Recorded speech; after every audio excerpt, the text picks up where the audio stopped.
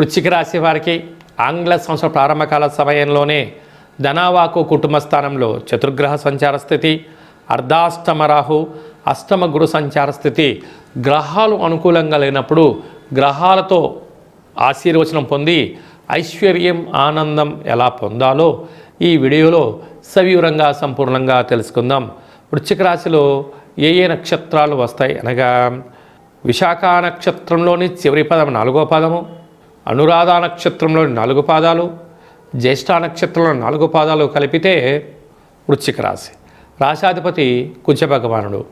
ధనావాక్కు కుటుంబ స్థానంలో ధనరాశిలో ధనుసు రాశిలో ఆత్మకారకుడు రవి, కుజుడు అక్కడే ఉండడం కుజదోషం, బుద్ధికారకుడు బుధుడు ఉండడం వల్ల బుధాదిత్య రాజయోగం, శుక్రుడు అక్కడే ఉండడం వల్ల వీరి పరిస్థితి ఎలా ఉంటుంది అంటే ఒకవైపు ఆనందకరం, ఒకవైపు బాధకరం.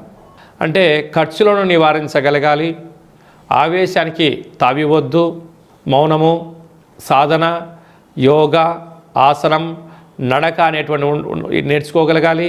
వీలైనంత వరకు ఒంటరిగా ఉండే ప్రయత్నం చేయండి. అప్పులు ఇస్తున్నారు కదా అని చెప్పి తెచ్చుకోవద్దు. బంధుమిత్రులు స్నేహితులు అడుగుతున్నారు కదా అని చెప్పి సమయాన్ని ధనాన్ని రెండు ఇవ్వద్దు. ఈ రెండిటి వల్ల మీకు ఇబ్బందికరమే అని చెప్పి గమనించాలి. ప్రధానంగా ప్రభుత్వపు ఉద్యోగస్తులతో చాలా జాగ్రత్తగా ఉండాలి. పోలీస్ శాఖతో, రక్షణ శాఖతో, న్యాయశాఖతో చాలా జాగ్రత్తగా ఉండాలని చెప్పి జ్యోతిర్విజ్ఞానం తెలియచేస్తుంది. అర్ధాష్టమ రాహు, అనేక మంది శత్రులు పొంచి ఉన్నారు.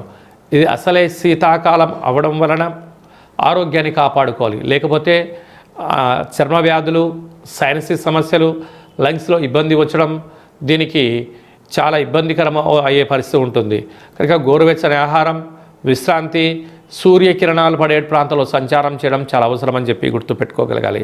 సంతాన స్థానంలో శని సంచార స్థితి ఉండడం వలన వివాహం కాని వారికి వివాహం, ప్రేమికులకు చాలా మంచి కాలం, వివాహమైన దంపతులకు పుత్రపుత్రిక సంతాన యోగం, అదృష్టం కలగబోతుందని చెప్పి గమనించాలి.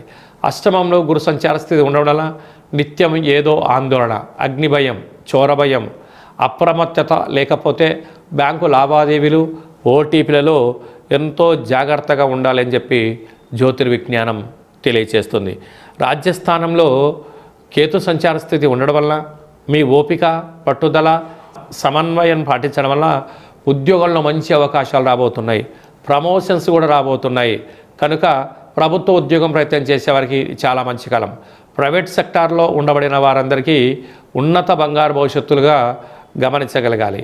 అదే కాకుండా వ్యవసాయ సోదరీమణులకు, సాఫ్ట్వేర్ ఉద్యోగస్తులకు, హార్డ్వేర్ ఉద్యోగస్తులకు, రియల్ ఎస్టేట్ వ్యాపారస్తులకు,